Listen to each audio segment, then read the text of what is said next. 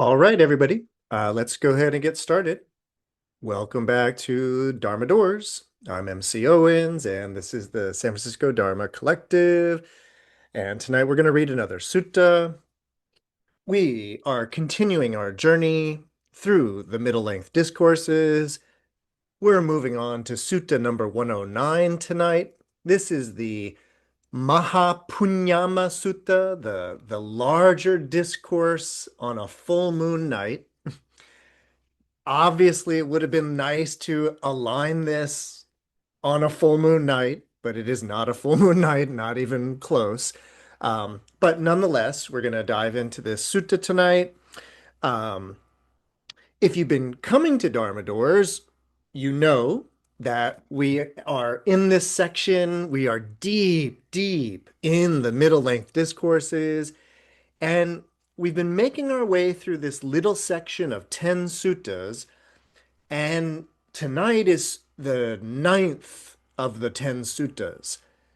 And what's interesting is that tonight, the the title of this sutra is it's about uh, well, this sutra and the next sutra, they both take place on the full moon night.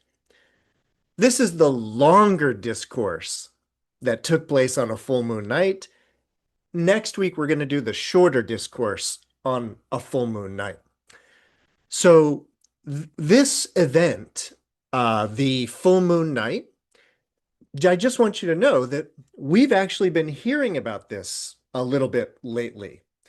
And what I mean is that the little section of suttas that we've been exploring, it's kind of a really, really interesting little collection of teachings because they're really focused on like what makes Buddhism Buddhism, like specifically. And so one of the things that we've been hearing about the last few Sundays is how twice a month on the new moon and the full moon, all of the monastics, all of the monks and nuns, they would get together and they would recite the Dharma, they would recite the rules. And so we've been hearing about that for a few suttas now. And now we're actually going to get to the full moon night. So, first thing is that I do think that that's sort of how this fits in to the other suttas. They've sort of been building us up to this night in that way. But what we're about to get into, this is a pretty serious little sutta. It has one very clear topic. It's everybody's favorite topic, the topic of no self. So, we're going to do a deep dive into that tonight. This, of course, is going to be intimately related to the teaching of the five aggregates, the five skandhas. So, that's what we're going to get into tonight.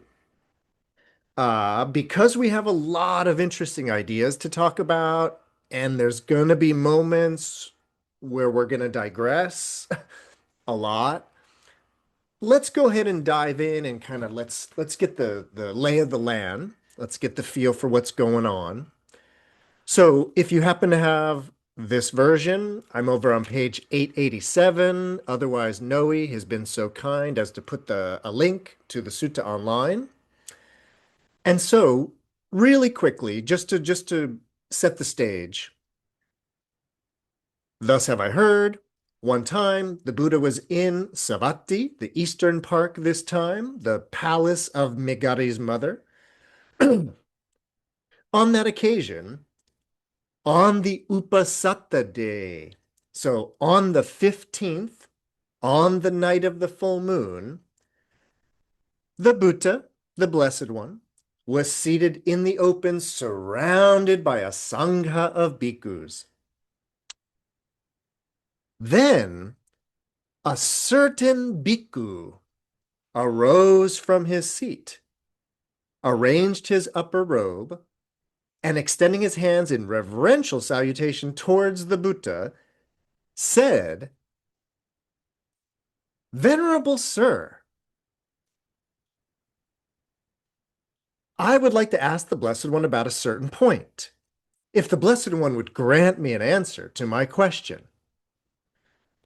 Sit in your seat, Bhikkhu. Ask whatever you like.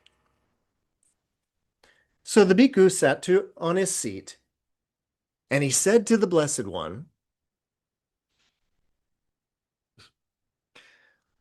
are these not the five aggregates affected by clinging? That is, the material form aggregate affected by clinging, the sensation aggregate affected by clinging, the perception aggregate affected by clinging, the conditioning formations or habit aggregate affected by clinging, and the consciousness aggregate affected by clinging. And the Buddha replies really quickly, yep, these bhikkhus are the five aggregates affected by clinging. That is, material form, sensations, perception, conditioning, and consciousness affected by clinging. Just because I see a few new faces out there, and just because we haven't actually talked about this for a little while, let's kind of get an understanding of what are we even talking about. So,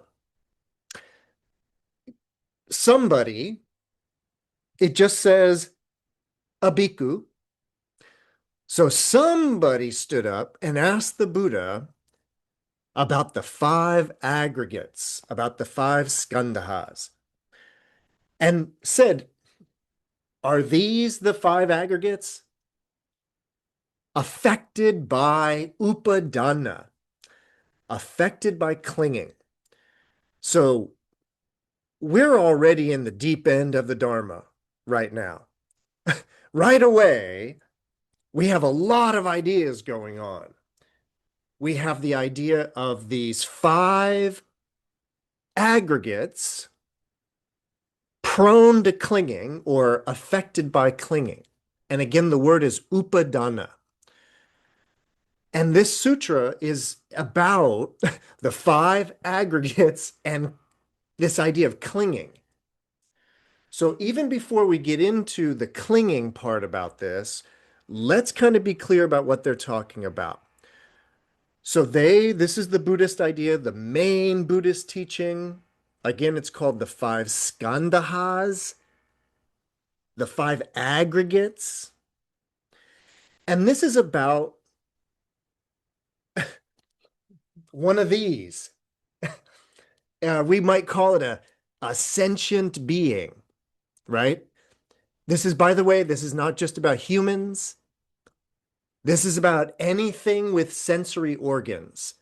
So doesn't matter. Little being, big being, if it's got sensory organs, that's what we're talking about. And the first component of a sentient being in that way, the first aggregate of all of this, it's the physical part, like the body. And in order to make this really clear tonight, what I want us to be thinking about is you could have a body of rupa, a body of form, without any sensations, without any perception, without any conditioning, and without any consciousness. So you could just have the first of these aggregates, and you could be missing the other four. And you know what that would be? That would be a corpse. A corpse is a body of material form, but there is no sensory reactions going on. You can poke it with a stick, you could light it on fire, you could do whatever you want, and there's not going to be any sensations. So a corpse is just the first aggregate. Now, if somebody was in a deep coma, so there is no mental activity, no perceiving, no consciousness, we're going to get to the fourth aggregate, conditioning, samskara. We'll get to that one in a second. But the idea is that if somebody were in a really deep coma, there would be a sensory body. There would be sensations, but there wouldn't be any particular perception or awareness, consciousness of those sensations. So we're moving from just one aggregate, which would be like a corpse, to two aggregates, which would be a body in a deep coma in that way. Now, if you were to move up to having three aggregates, form, sensations, and perception, this would basically be a very, and I'm speaking generally, by the way, but this would be a very, what we would call a very basic life form that is a body of form, is in the business of sensing, and is in the business of perceiving. You know, maybe like perceiving food, or perceiving a mate, or perceiving something. But the idea would be that there's no particular reflective, conscious awareness of being a creature, looking for food, looking for a mate, or something like that. So you could imagine there being form, sensation, and perception, but without any actual consciousness. That's that fifth aggregate. Now, if you've got form, sensation, perception, conditioning, and consciousness, it looks like this. It looks like whatever is listening to this. It is a mammal. It is a larger life form that has all of the aggregates. That is a sentient being. Now, the only thing I kind of didn't talk about really quickly was that fourth aggregate of conditioning. Well, that fourth aggregate of conditioning is a little tricky because the body, the body itself is conditioned. And what I mean is that it has what we call autonomic habits, blinking, breathing. These are all automatic, habitual actions of the body. Now, a corpse, a corpse does not have conditioning. It's not breathing conditionally. It's not blinking conditionally. It's not actually active in any samskaric or conditional way. So a corpse is truly only the first aggregate, a mass of form, a mass of matter. But as soon as you have a sentient thing that is breathing and blinking and what have you, well, there is conditioning of the body, these habits. They're just happening all by themselves. But you could also have conditioned sensory reactions. So what I'm getting at is that the second aggregate, sensations, what we need to remember about Vedana, the second aggregate or sensations, we are specifically talking about the feeling of pleasure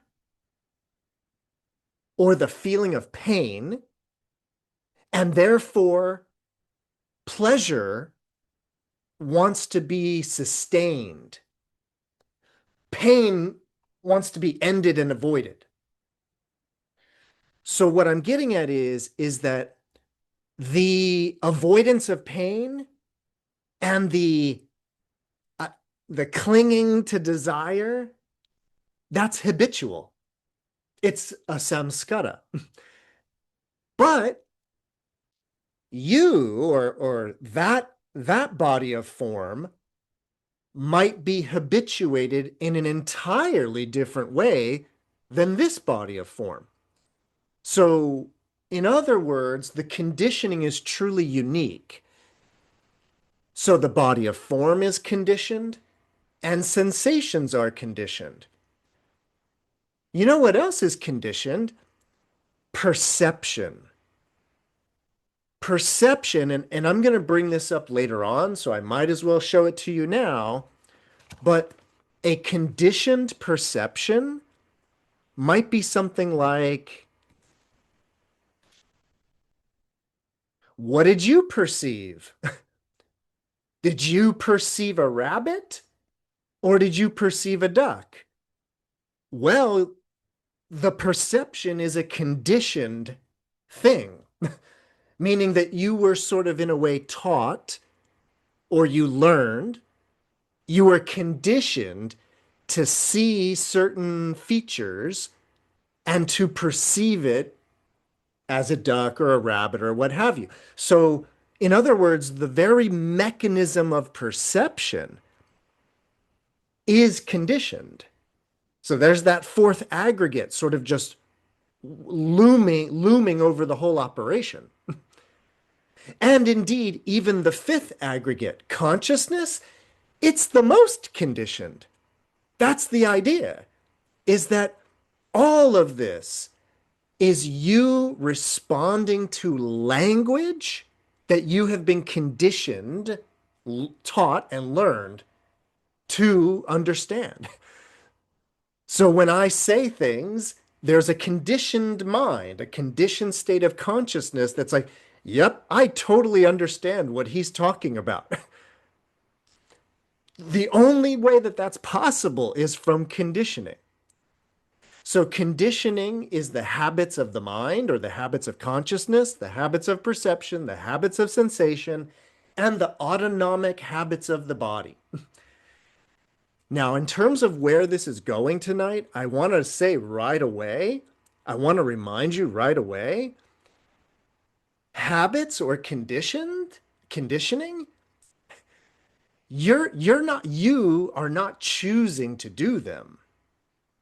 Conditioning means that it is a total automatic habit. And the funny thing about thinking is that we think that we are causing the thinking. As if we're like, I'm going to think about this now. And then next, I'm going to think about this. And then I'm going to think about that. Nope. It's automatic. It's habitual in that way. Now, that's our quick review for the evening. Didn't take too long, but that's our quick review of the 5 aggregates. I'm about to move on to talking about how they are prone to clinging. But is everybody okay with the 5 aggregates? That should have either been like total review or okay, like let's move on. All right. So the 5 aggregates again are this situation, that situation. They are the situation of a sentient being.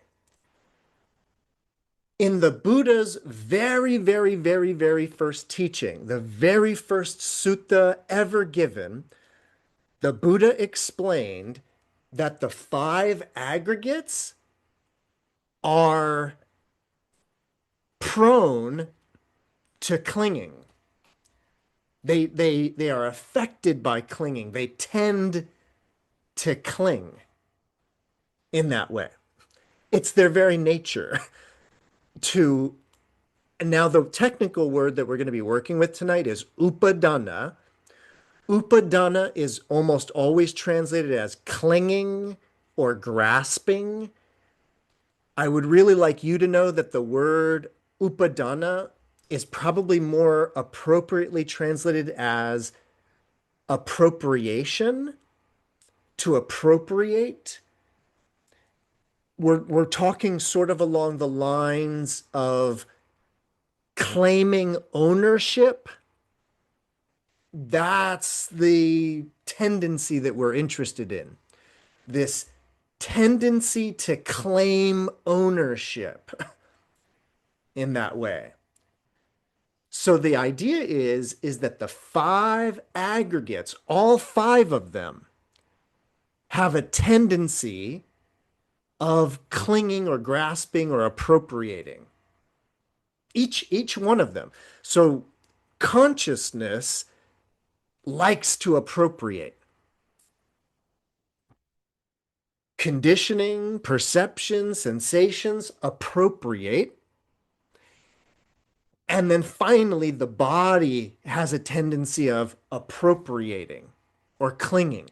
Now, really quickly, by the way, when it comes to the idea of the rupa, the body of form, when it comes to that clinging or aggregating in that way, it's kind of a good thing, though. Because if my body didn't cling to itself, my guts would be falling out all over the place and I'd be like shoving them back in, like, no, no, stay together, self. So there's a way in which this clinging is a kind of natural tendency. But it might be that that natural tendency is out of control. And that's where the sutra comes in tonight. So we're talking about the five aggregates prone to clinging. Our bhikkhu has stood up and said, hey, Buddha, are these the five aggregates prone to clinging? Form, sensation, perception, conditioning, and consciousness? And the Buddha says, yep, you nailed it. Those are the five aggregates prone to clinging. Okay, now we can begin our philosophical journey because this is going to get deep. And it's why I spent a little bit of time making sure we were all on the same page. So the bhikkhu, the person's next question is, but Venerable Sir, in what are these five aggregates affected by clinging rooted? What is the mula, the root? What is the root of the five aggregates affected by clinging? Like the core of it. And the Buddha says, oh, these five aggregates affected by clinging, they are rooted in chanda, in desire. We need to know really quickly, there's a lot of notation, a lot of commentary on this particular moment in the sutta. Desire or chanda is specifically kama chanda, the desire for sensual pleasures. And in other versions of this sutra, the root, the root of the five aggregates prone to clinging is tanha, craving. A little quick Buddhist lesson. It's a very subtle difference between clinging and craving. Craving is when you don't have it yet. Oh, but you would like to have it. Clinging is when you do have it and you're not going to let go of it. A very subtle difference between craving for what you don't have and clinging to what you don't want to lose. Equally dangerous, equally causes of suffering in the Buddhist tradition, but there is a slight difference. In other words, depending on which version of the sutra you read, the root of the five aggregates prone to clinging or prone to upadana, it's either desire or a craving. So that's the Buddha's answer. Venerable sir, the person asks, is that upadana, is that clinging the same as the five aggregates affected by clinging? Or is the clinging, is the upadana something different, something apart from the five aggregates affected by clinging? And the Buddha replies, Bhikkhu, that upadana, that clinging, it's neither the same as the five aggregates affected by clinging, nor is the clinging something apart from the five aggregates affected by clinging. It is the desire, the raga, the lust in regard to the five aggregates affected by clinging. That is the clinging there. All right, we're getting deep. This is a deep idea. But what I want you to know is that this line of questioning regarding the aggregates, our bhikkhu, our person who's asking the Buddha all of this, our person who's asking the question, that person has a very particular thing that they're trying to get at. They're trying to get at for like in their line of questioning to the Buddha, they're trying to get at like the bottom. They're trying to get at the foundation of all of this. But in particular, they're trying to get to like the, for lack of a better term, they're trying to get to the real self that's under there. And so, in order to try to arrive at this real self, the first kind of question is, all right, regarding this clinging, this appropriating, is that like one thing and the five aggregates are another thing? That's the question.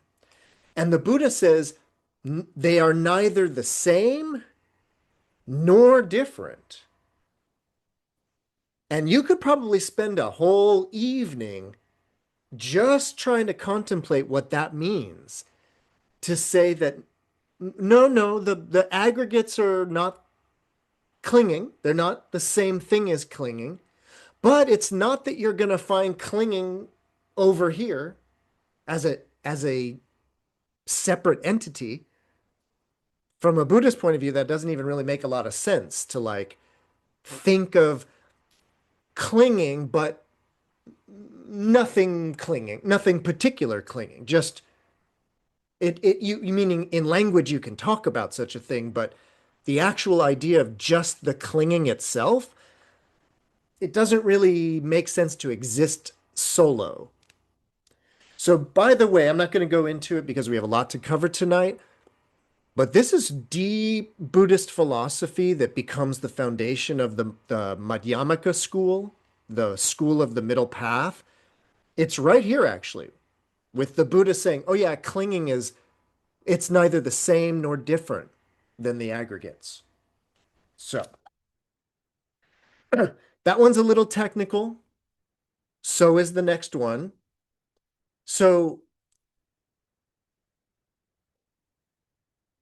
the bhikkhu wants to know now, all right, Venerable Sir, can there be diversity in the desire and the lust regarding these five aggregates affected by clinging? And the Buddha says, there can be, bhikkhu. The Blessed One said, like here, bhikkhu, someone thinks this way. May my body, so may my material form, look a certain way in the future. So may my material form be a certain way in the future. May my sensations, may they be pleasant, right, in the future. So may my sensations be such a way in the future. May I perceive such a thing in the future. So may my perception be thus in the future. May my conditioning be such in the future? Hopefully I can play the piano in the future. Can my conditioning be such in the future? And finally, may my consciousness be such in the future. Thus, there is diversity in the desire and the raga, the attraction or the lust, regarding these five aggregates affected by clinging. It's another technical point that I don't want to go too deep into, but our questioner, in asking, so is the raga and the chanda, is that desire, is it diversified or not? And the Buddha's like, yeah, because you might want to have perception be in one way and your consciousness be in another way and your body be in a different way. So it's diverse. And what the questioner was trying to kind of get at was, are the five aggregates unified in their desire? And so therefore there is a desirous one. That's what the person's trying to like, they're very like skillfully in a way trying to get the Buddha to admit that there is a kind of a bottom line core soul self Atman going on. So that's where that question was coming from. So is the desire of the aggregates diversified or unified? And when the Buddha says, oh, yeah, it's diversified, he kind of avoids the possibility of there being the desirous one. All right. Those are all pretty technical. Everybody okay with that though? Okay, now we can get into like the juicy stuff.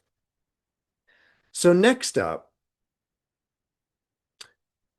but this is the questioner again, but Venerable Sir, in what way does the term aggregate skandha apply to the skandhas? So why are they called skandhas? What's with this language of aggregation? Right? So that's basically what he's saying. Why are they called aggregates? And the Buddha says, Bhikkhu, any kind of rupa, any kind of material matter, any kind of material form, whatever, whether it's material form, meaning your body or anything in the past, any kind of material form in the present, any kind of material form in the future, any kind of material form internally or external, gross or the smallest, subtlest aspect, inferior or superior, far or near. All of that is the aggregate of material form. And then he does the exact same thing by saying sensations, whatever kind of sensations, past sensations, future sensations, present sensations, internal sensations, external sensations, gross sensations, very subtle sensations, inferior, superior, far or near. All of those are the Vedana skandha, the aggregate of sensations. And then he does it with perception. Any kind of perception. Perception in the past, perception in the present, perception in the future. Internal perception, like you're thinking about your spleen. External perception, gross or subtle, inferior, superior, far or near. All of that is the perception aggregate. Any kind of conditioning, past, present, or future, inside, outside, so on and so forth. And any kind of consciousness, past, present, or future, internal, external, gross, subtle, all of the above. All of that is the consciousness aggregate. In this way, Bhikkhu, the term aggregate applies to the aggregates. Pretty straightforward definition, or almost like a redefinition of the aggregates. But now we get to the real question, which is, what is the cause? What's the condition, Venerable Sir, for the manifestation, for the appearance of the material form aggregate? What is the cause? What is the condition for the manifestation or the appearance of sensation aggregate, perception, conditioning, and consciousness? So, where do the aggregates come from? That's a really, really big, important question. Where do the five aggregates come from? So, number one, the four great elements, bhikkhu, are the cause and condition for the manifestation of the rupa skandha, so the material form aggregate. We're going to go through these one by one. So the four great elements, of course, are earth, water, fire, and air. But as I'm always telling everybody all the time, often on Sunday nights, earth is not dirt. Earth is the quality of being solid. Water is the quality of being liquid. Fire is temperature. And wind, or the air element, is actually about movement, about something moving or not. Those are the four elements, and any material object, including a body, any material object is a particular configuration of solidity, liquidity, temperature, and movement. A rock, for example, has no air element. That's why it just sits there. And it doesn't move because it doesn't have any wind element. It's very low on the fire element. That's why it's cold to the touch. Very little water. You could probably squeeze a little bit of moisture out of a rock, but a rock is primarily solid, density, elemental, earth. That's it. Whereas a body like this of material form, it's got all kinds of solidity, like the bones, liquidity, like the blood and the tears. It's got a fire element of 98.6 or somewhere around there. And look at all of this wind element. It's moving all over the place. So the reason why you don't think I'm a rock is because I'm not displaying the characteristics of a rock. These are the characteristics of a different configuration of earth, water, fire, and air. So the first thing the Buddha says is, where does the rupa, where does the form aggregate come from? Configurations of the four elements. That's where that comes from. Anybody have any questions about that one? Next up, the Buddha says that for the Vedana, the sensation aggregate, also the perception aggregate, and also the conditioning aggregate, the Buddha says that sparsha, contact, is the cause and condition for the manifestation of sensations. Contact is the cause and condition for the manifestation of perception. Contact is the cause and condition for the manifestation of habits, of habitual conditioned habits. So the next three aggregates have the same cause and condition. Contact. It's actually a very simple thing to understand. What it is, so let's take Vedana. Remember, Vedana is about pleasure. It's a pleasant sensation.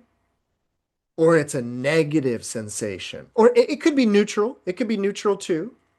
But let's just play with the positive, pleasant versus the painful, negative. So let's just play with those sensations, right? Now, sensations, whether they be positive, negative, or neutral, sensations can arise from seeing something. They can arise from hearing something, from smelling something, tasting something, touching something, or thinking about something. So a thought could pop up in your mind and make you sad, or a thought could pop up in your mind and make you happy. So there's a Vedana, positive or negative. But watch this. Are you ready? I've got something right over there. It's right over there. What is your Vedana? What is your sensation regarding it? Is it positive or negative or neutral? My point is that you've never come into contact with it yet. So you don't have a Vedana. You need to have contact with something in order to develop a positive, negative, or neutral sensation around it. It's very simple, actually, that if you have never come into contact with something, you cannot formulate an opinion.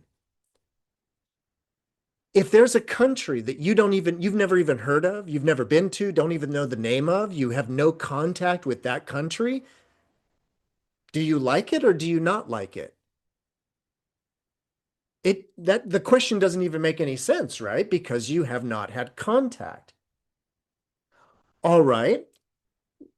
What is your perception of the thing? You know, the thing that's right over there. What is your perception of it? What does it look like? What does it sound like? What does it taste like? What does it smell like? What does it feel like? Oh, you haven't had contact yet. So you don't have perception, right? What is your habituated response to it? Oh, you don't have a habituated response to it yet. You're still waiting to have contact with it. And as soon as there's contact, there will be a sensation, a perception, and a habituated response. But you're going to have contact first. So, in order for there to be a body of form, there needs to be an aggregation of the four elements. In order for there to be sensation, perception, or conditioning, there has to be sparsha, contact. Everybody okay with that? Next up is the fifth aggregate, consciousness. The Buddha says that something called nama rupa, name and form, what they translate here as mentality, materiality. So name and form, mentality, materiality, mind and body are the cause and condition for the manifestation of the consciousness aggregate. Now, I was actually hoping to get to this moment a little bit earlier so that I could talk a little bit more about this. So we're just going to have to do the express version. But this is actually philosophically very, very interesting. So if you're following what the Buddha is talking about regarding the origin and manifestation of the aggregates, what he said already is very interesting, but the idea that the origin, the cause and condition of consciousness is something called nama rupa. Nama is where we even get the English word name. And so it's translated as name. And rupa is actually, we've already been talking about rupa as material form, means form. So name and form are a hyphenated concept in Buddhism. It is one of, by the way, it is one of the 12 links of dependent origination. It actually sits right underneath vijnana. It sits right underneath consciousness, which is why the Buddha is saying that it is the necessary condition for consciousness. But what is namarupa? How is it the condition for consciousness? Again, I would have liked to have spent a lot longer on this, but really quickly, namarupa is this really fascinating, I kind of call it the language feedback loop. And what it is we need to think about the nama part of this is about language, words, like what things are called. Rupa is about the actual form or shape of something. Namarupa is this really interesting idea, which is, allow me to show it to you again.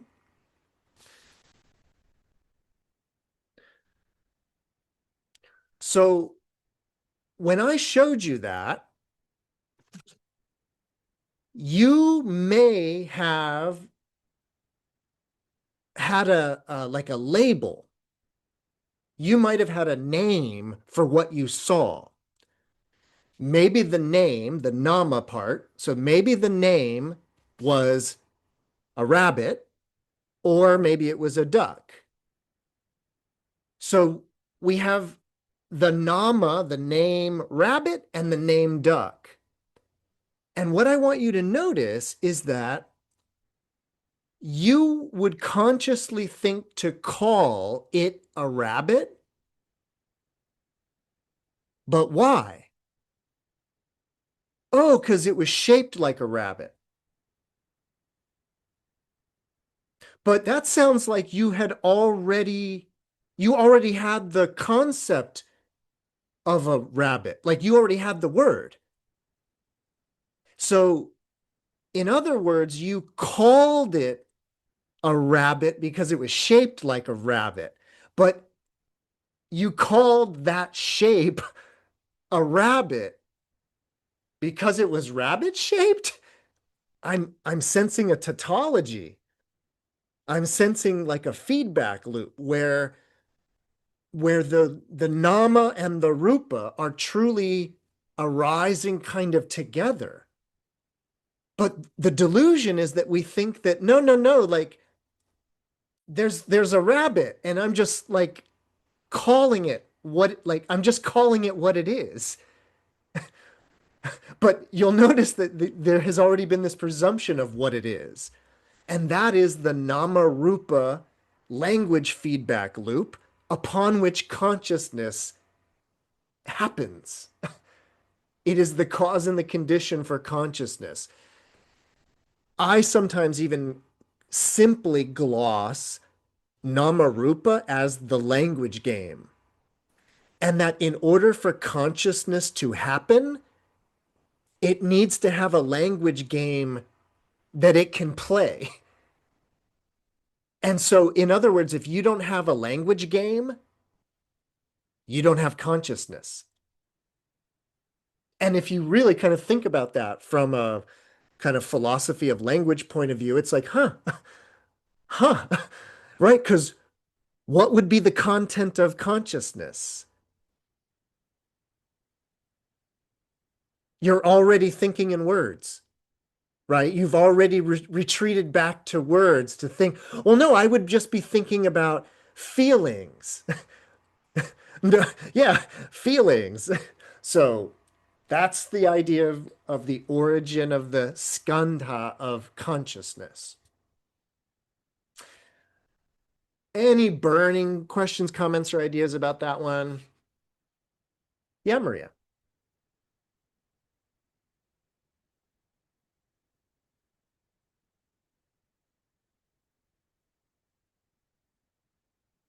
There we go. Thank you. So animals don't have language, or do they? I mean, well, so like a squirrel. So Is it having feelings? Is it just sort of reacting? I mean, I don't know. Dogs seem to have some language. So, what do you say to that? Uh, so, two things. The first thing, I totally hear you, Maria, and I want to take a step back. When I'm talking about language, I want to make it really clear that I am not only talking about linguistic vocal language. And what I mean by that is that this is language. But even more than that, if if I took you to a foreign country that you've never been to and you don't know a single word of the language, but if I dropped you down into a street in that country where there were like a bunch of people with boxes full of fruit and other items with little placards in front of it with language, but you don't know what the language is. Do you know what's going on? Yes, because there is a cultural language. There is a language, it's not just linguistic. And Maria, I agree in terms of yes, dogs are in a dog language world and are communicating, and therefore I agree that there is dog consciousness in that way. So, a, a great question, Maria. I Nor, just is kind that of your name? forgot about Oh, I'm sorry, all Maria. other kinds of language there for a second. I mean, of course, sign language, all types of language that Exactly. don't do, yeah, gotcha. Perfect. And by the way, Maria, and for anybody else out there, if you're really interested in Maria's thinking, you have to read the famous essay, What Is It Like to Be a Bat by Thomas Nagel. It'll blow your mind. So only if you're interested in that. But all right, Nor, is that your name, Nor? Yes, Nor. Thank you. All right. Sorry for being late. No worries. Thanks for being here. So, would you extend the concept of language to things like the atomic structure, periodic table, the genetic code? I mean, in the sense, any informational structure is a kind of language that modulates our experience of consciousness.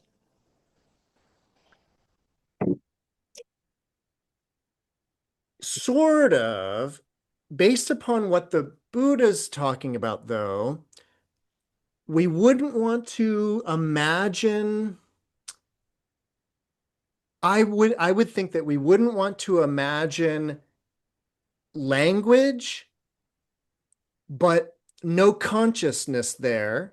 In other words, like language in potentia, that doesn't really make a lot of sense, I think, from what the Buddha's talking about, like that there would be language, but not a consciousness yet, if that makes sense. So I wouldn't call information itself language, but maybe has the potential to be language. So, are you saying that language and sentience go together? That's more of what I'm getting at Yeah. in that way. Okay. Yeah. All right. This is all oh, Noe, please, please. Just really quick, thank you. Yeah. Um, that idea of language and what my child said when she saw the mole coming up from the grass, and Mama looked at it and she said, "Don't say no to them, Mama. They just want to be happy." What does a 3-year-old know how to? What concept of that language is coming through? There's something there, but the don't say no to them. They just want to be happy. I Nice. just wanted to share that. Okay, we've done a lot of good groundwork. Now we're going to get like even deeper into it. So, now that we know the causes and conditions, sort of the origins for the manifestation of the five aggregates, the next question is, so this is our same bhikkhu, and now the big question. Venerable Sir, how does the Satkaya Drishti or the Sakkaya Drishti the identity view come to be? This is what we came to talk about. So the Sakkaya or Satkaya Drishti, the view or the opinion, the belief that there is a true self. This is a very, very specific aspect of the Atman or the idea of a self. And what I mean is that the Atman or Atta and the Anatta or Anatman, that's one idea, and we're going to get there. But this is the particular idea of the idea that there's the true self, the true body. That's literally what it means, is the Sat Kaya Drishti. And this is, you have to kind of keep in mind, if when we're reading this sutta tonight, the bhikkhu who's asking these questions, they know the answers. Like there's a way in which they're, it kind of has to go to their first question of like, are these the aggregates? And the Buddha's like, yep, those are the aggregates. So this person already knows like what they're talking about. So my point is that this person already is a Buddhist. This person already knows that there's this sort of pervasive delusion of a self. And now they want to know, where does that come from? So that's the question. Venerable Sir, how does the Satkaya Drishti, how does the identity view come to be? Well, here, Bhikkhu, buckle up. An untaught, ordinary, regular person who has no regard for the Aryas, for the noble ones, who is unskilled and undisciplined in their Dharma, who has no regard for true people and are unskilled and undisciplined in their Dharma, such a regular, ordinary person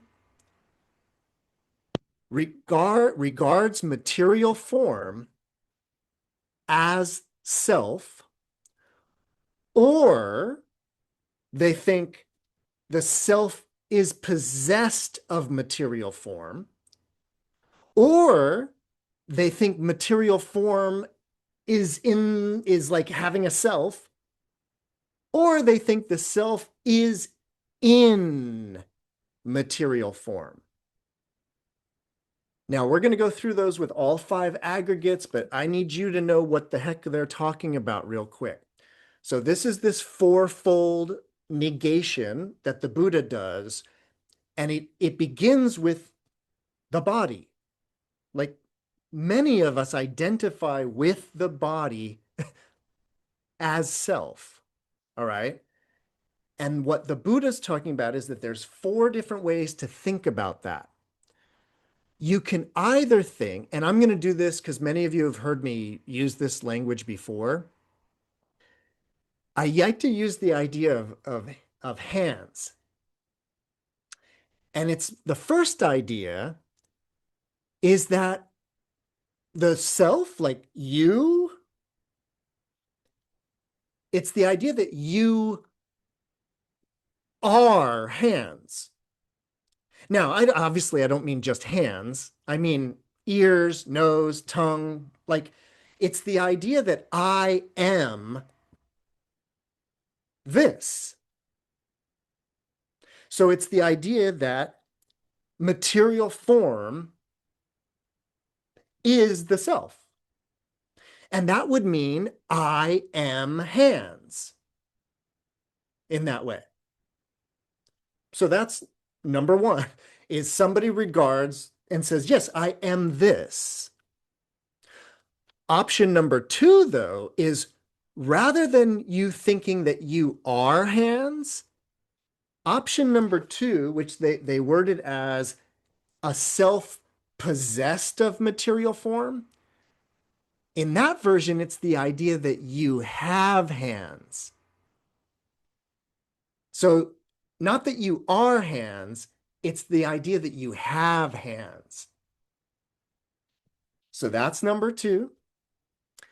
Number 3 is a tricky one, but it's the idea that the self is, in a way,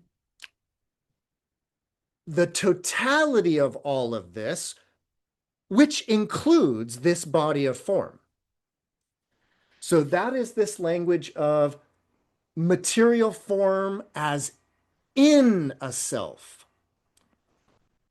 So the self is like the universe, and the material form of the body is like in myself.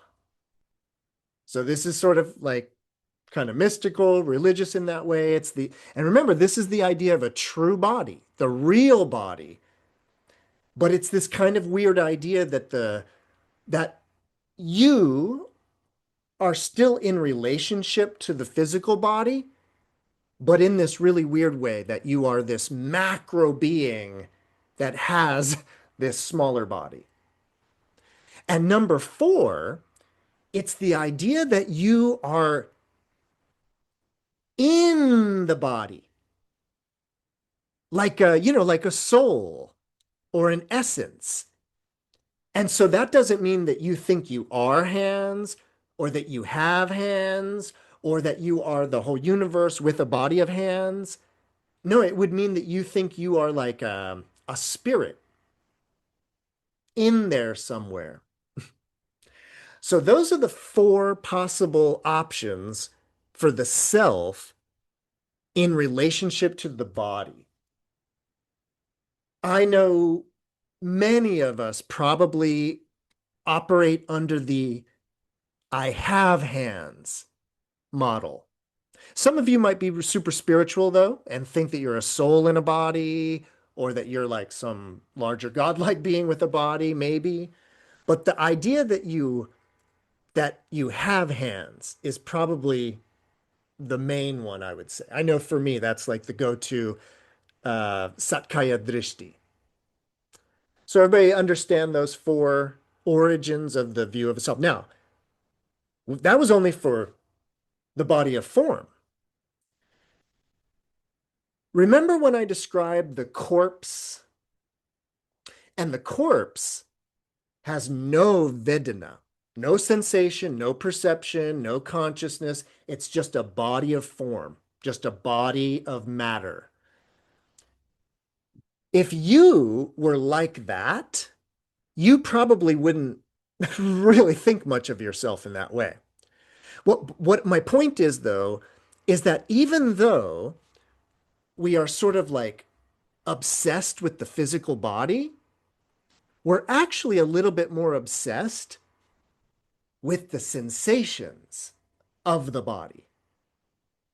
And in other words, for many of us, if you could like, you know, put us in some like virtual reality, right, where we were sensing, having the sensations, but they weren't really happening with the physical body, they were happening with the sensory body, many of us would be like, whatever. I don't really care about the physical body anyways. I'm into the sensations. I'm in this for the sensations, right? So there is a way of sort of transcending attachment and identity with the physical body and identifying with sensations. And then some ordinary, regular people who don't honor and revere the noble ones, they might think the self is either the sensations themselves or the idea that I have sensations. I'm having a pleasant feeling right now. I don't think I am the pleasant feeling. I think I'm having a pleasant feeling. Or again, I'm some sort of larger than life God being that has these sensations. Or I'm the soul at the heart of the sensations. Now, we could do it again with perception, because you might also say, forget the body, forget sensations. I'm in this for the perception. Like, I'm into perceiving things. Well, do you think you have perception? Or do you think you are perception? Or do you think perception is in you? Or do you think you're in perceptions? Same with conditioning, same with consciousness. Now, if you get to the level of consciousness and really walk through this, now that's a mental exercise. Do you have thoughts, or are you thoughts? Or are thoughts in you, or are you in thoughts? The point is that when you go through this, the Buddha says that untaught, ordinary, regular people, they think that they either are the body or have a body, or that the body is in them, or that they're in the body, or some of the other aggregates. But, Venerable Sir, how does identity view not come to be? So how does one not fall prey to the Satkaya Drishti? Well, here, Bhikkhu, a well-taught noble disciple who does have regard for the noble ones and is skilled and disciplined in their Dharma, who does have regard for true people and is skilled and disciplined in their Dharma, such a person does not regard the physical body as self, or self as having a physical body, or the idea of the physical body as in the self, or the idea that the self is in a material form of the physical body. They do not regard sensations as the self, perception as the self, conditioning as the self, or consciousness as the self. So they do not regard consciousness as being in the self, or the self having consciousness, or the consciousness being in the self and the self being in consciousness. That's how the Satkaya Drishti doesn't come to be. Before we go any further, really super quickly, there's a tremendous amount of debate in the world of Buddhism that you should be aware of. It's actually going to be part of the sutta in a moment, but I really want you to know that fourfold negation, where the Buddha says a well-trained disciple regarding the physical body and sensations, perception, conditioning, and consciousness, they do not regard the self as being in relationship with all those things. In some commentary traditions, people understand this to mean there's a self, it's just not form, sensation, perception, conditioning, or consciousness, or anything to do with those. There's other people, though, that say, no, that is not the way to understand that. That there's not, the self is not in those, and it's nowhere else either. But I just want you to know that there's a little bit of wiggle room for debate in there. But really quickly, our questioner asks, Venerable Sir, what's the gratification? And what's the danger? And what's the escape in the case of rupa, material form? And what's the gratification? Like, what's so great? What's so great about material form? What's the risk of material form? And then what's the escape of material form? And then he does this for sensation, perception, conditioning, and consciousness as well. First up, it's the pleasure. It's the joy. It's the pleasure and the joy, Bhikkhu, that arise in dependence on material form.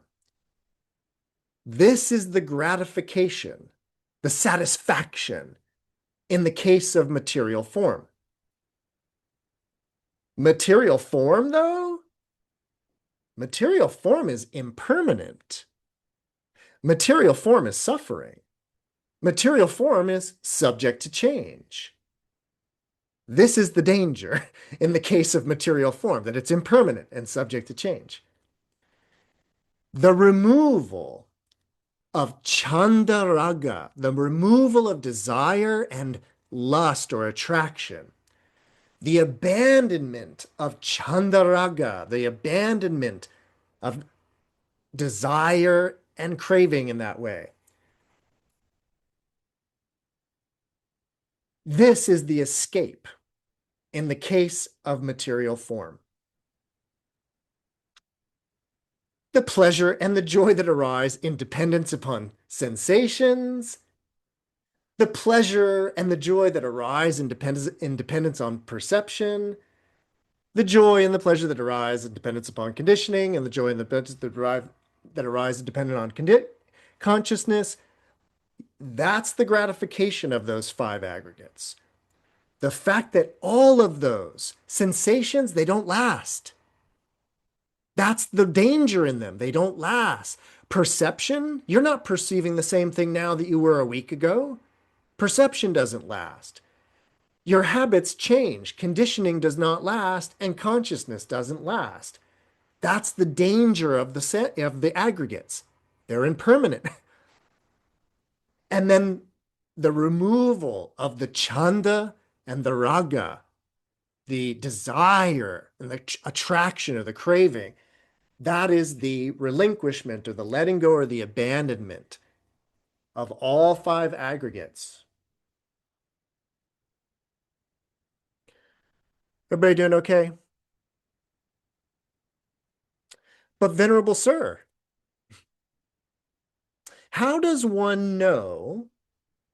How does one see so that in regard to this body, with its consciousness and all external signs, how can one know and see in such a way so that there is no I making, mine making, and an underlying tendency towards conceit? So this is actually different than the satkaya drishti. The satkaya drishti is the idea that there's some bigger, better you somewhere.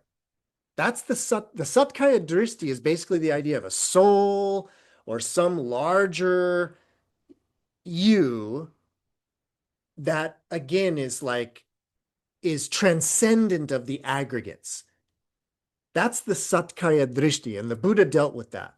Now he's being asked about something else, which is the fabrication of the I. And I'm not saying EYE, I'm saying the letter I. So the fabrication of the ego identity, the self. This is not satkaya drishti. This is not the idea of being God. This is just the idea of being me. This is just the idea of a self and my cup. Just me and my cup in that way. So me and mine. The question is, how does one avoid meing and mining in that way? And the answer is bhikkhu. Whatever kind of material form, whether it is material form from your past, material form in the present, or material form inside, material form outside, gross, subtle, inferior, superior, far, or near. One sees all material form as it actually is, with proper wisdom like this. This is not mine. This I am not. This is not myself. Any kind of sensations there are, past, present, future, inside, outside, high, low, whatever they are, those sensations, those are not mine.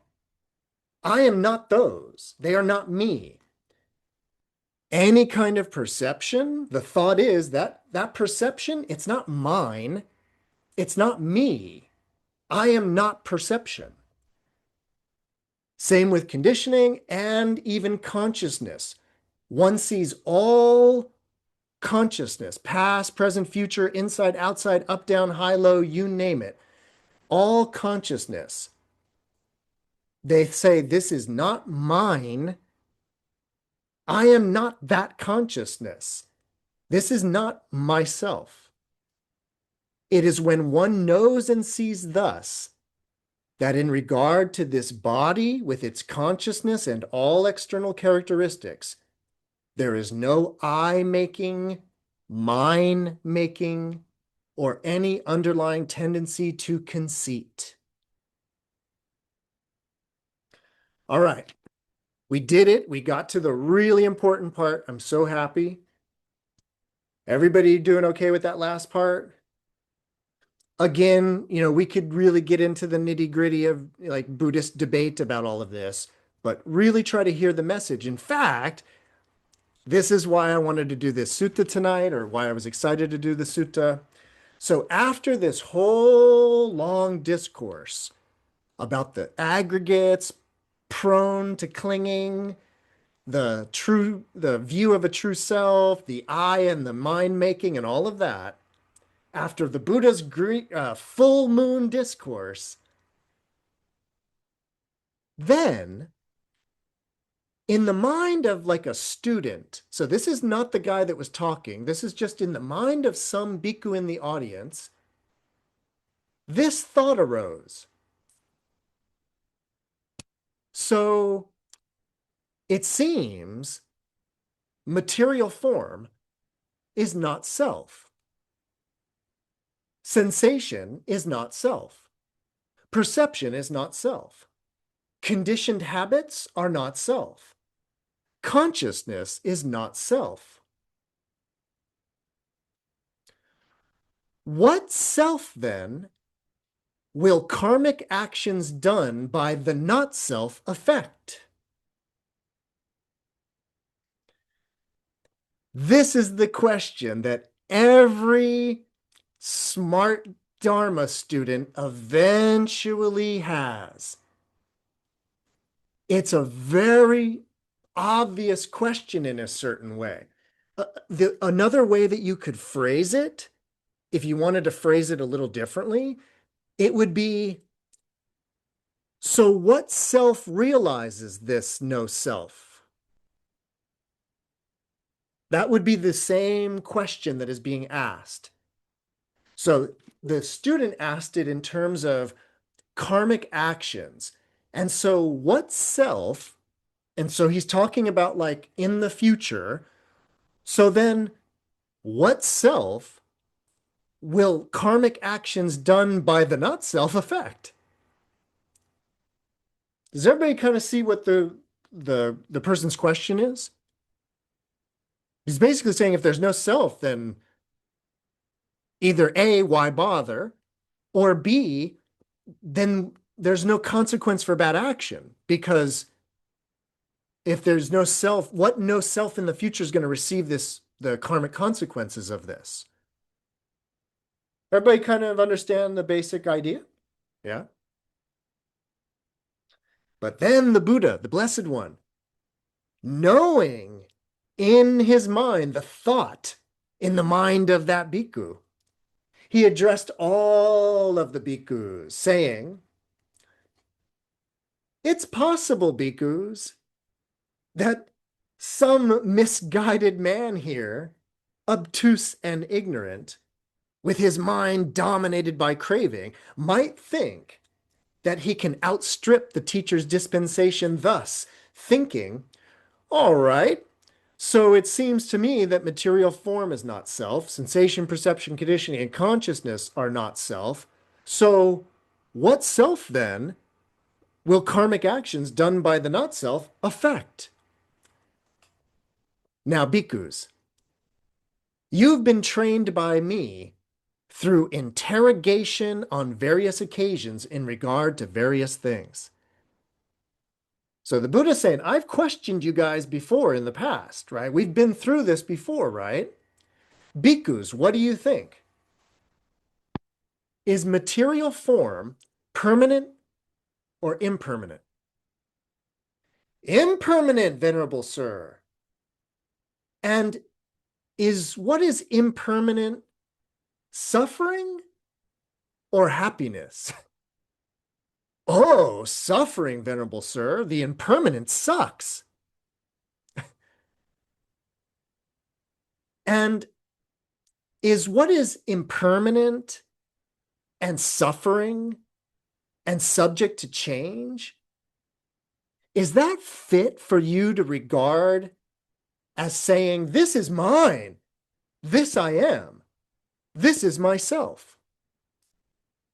And the bhikkhus replied, no, Venerable Sir, we would be foolish, right, if we were to think that way. And bhikkhus, what do you think? Are sensations, perception, conditioning, and consciousness, are all those phenomena permanent or impermanent? Impermanent, Venerable Sir. And what is impermanent suffering or happiness? Suffering, Venerable Sir. The impermanent sucks. And what is impermanent and suffering and subject to change? Is that fit to be regarded as mine and as I am and that's myself? No, Venerable Sir. Therefore, bhikkhus, any kind of material form there is, whether it's material form in the past, material form in the future, or material form in the present, whether it's inside, outside, gross, subtle, near, far, all of those, all material form everywhere and anywhere should be seen as it actually is with proper wisdom thus. This is not mine. This I am not. This is not myself. Any kind of sensation, perception, conditioning, and consciousness, past, present, future, inside, outside, subtle, gross, you name it. All kinds of consciousness should be seen as it actually is with proper wisdom thus. Even your thoughts, even consciousness. The bhikkhu says, this is not mine. These thoughts I am not. This is not myself. Seeing thus, a well-taught noble disciple becomes disenchanted by material form. They become disenchanted with sensations, disenchanted with perceptions, disenchanted with habitual tendencies, and disenchanted with consciousness. Being disenchanted, they become dispassionate. Through dispassion, the mind is liberated. When the mind is liberated, there comes the knowledge. It's liberated. And one understands. Birth has been destroyed. The holy life has been lived. What had to be done has been done. There's no more coming into any rebirth state of existence. That's what the Blessed One said. The bhikkhus were satisfied and delighted in the Blessed One's words. And you know what? While this discourse was being spoken, through not clinging, the minds of 60 bhikkhus were liberated from their taints.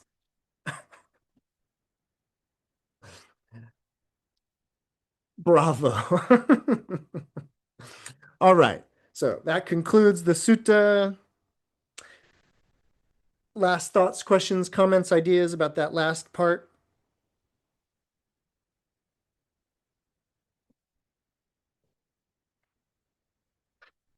Real quick. Yeah, Noor, please. Tell me if this consideration would be better spoken at a different sutta, but does seem to be spoken to, so I'll bring it up.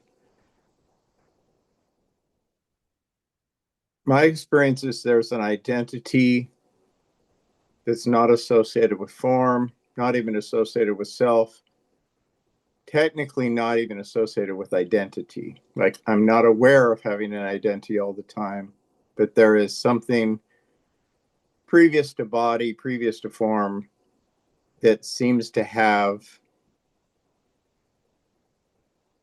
it seems fundamental to my nature to experience identity, even if it's not attached. Does that relate to this at all? I mean, it sort of does. What I'm saying is any experience seems to have this aspect of identity, not identification, but identity, as there is and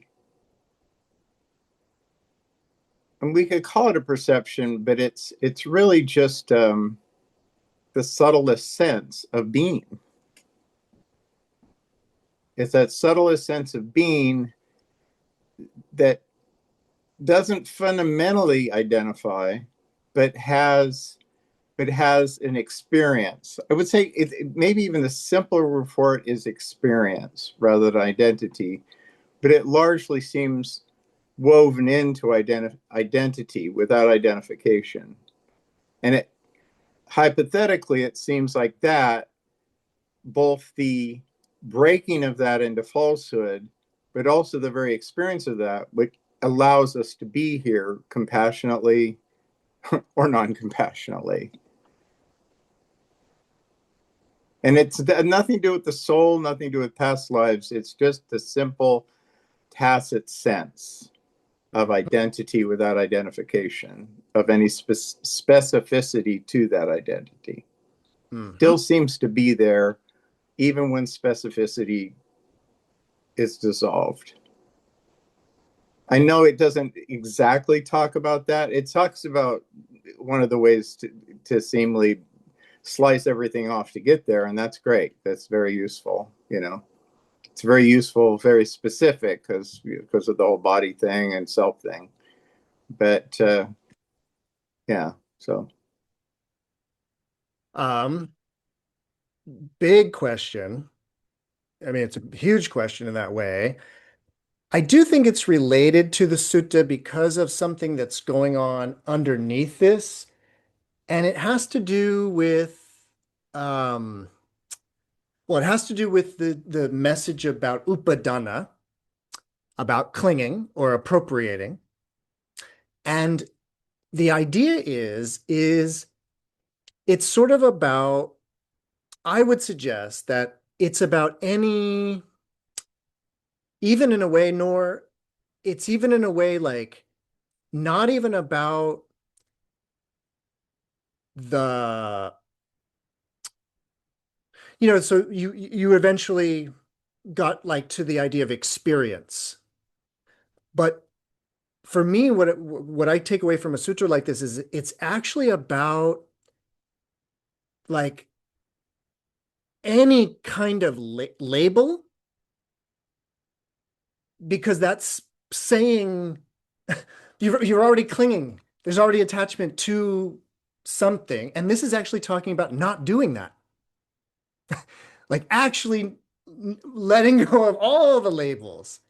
And I would suggest that that is, to use your expression, an experience in that way. Not it's not something anybody does. That would be foolish given what we were just talking about. So I would suggest sort of looking, and it's such a great question, Nora, and I would love in many ways to spend all night talking about this, only because it is such a tricky question to answer from a non-denominational point of view. I would really have to start putting on my Hinayana hat. Oh, so if I'm presenting with, Pali based only, we could talk about it this way. But if I could bring in Nagarjuna and the Madhyamaka and dependent origination, we could start talking about some other stuff. But if I could bring in the Vajrayana, we could talk about. So your question's really good, but I hope I've said something to like, I don't know, point at something, which is the need for any kind of labeling right. at all. I mean, what you really pointed at is the fact that I could even ask the question starts to break the experience, that Exactly. even if you don't call it the experience, the very most subtle aspect of the experience, asking the question starts lining things up. And that's where mind was going. My mind was going as you were Right. asking the question was, how do I convey that? And apparently I did, or it happened. Yeah. Yeah. So thank you. Thank you. Great question. So it's time, but if there's any last questions, comments, ideas, you're always welcome. I, I Uh, would I would okay. just I think it's a wonderful sutra. I think I see also the context of the last sutras in that section, um, that that scholar, that pure Buddhist that knows the perfect student can cling as well. Last week we have this kind of renuncia the clergy. And now you have he's like you can go all the way. Mhm. So that section of the student, you don't need to convince anybody like the kings or the Brahmins. It's not about Yep. the Dharma, it's within the community. And that renunciation in the end, hey, is it useful for you that feel all the suffering? And this is it. And just enchantment, The because the mind can disenchantment. constantly clean and cling with all the dharmas and all the wisdom, and then cutting it in the end and having the lesson. So that section right now is become a spiral, a vortex, Mm. and it's very magnetic. So I really appreciate that, and it's very heady. So I can't believe what's going on next, the next 41. Awesome.